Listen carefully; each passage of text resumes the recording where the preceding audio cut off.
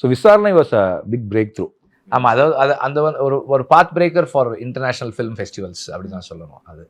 அதுக்கு அனுராக் கஷ்யப்போட கான்ட்ரிபியூஷன் இருக்குது அதில், அந்த இதில். பட் அதுக்கப்புறம் வந்து நிறைய ராட்டர்டாம்லேருந்து வராங்க. ராட்டர்டாமில் வந்து இப்போ என்னென்னா, இப்போ ஏதாவது புது படங்கள் இருக்கான்னு ஃபெஸ்டிவல் சர்க்கியூட்லேருந்து their checking out with us. Ram நிறைய ராட்டர்டாமில் அடிக்கடி கேட்குறாங்க. இன்னைக்கு வந்து இந்த தமிழ் சினிமான்னு ஒன்று முன்னாடி எப்படி இருக்குன்னா, எல்லாத்துக்குமே யூ ஷுட் கோ டு பாம்பேன்னு இருந்துச்சு international ஃபெஸ்டிவல்ஸ்க்கு.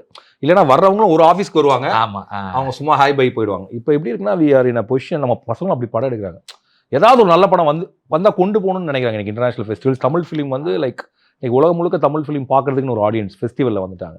So it's all started after விசாரணை. ஓகே.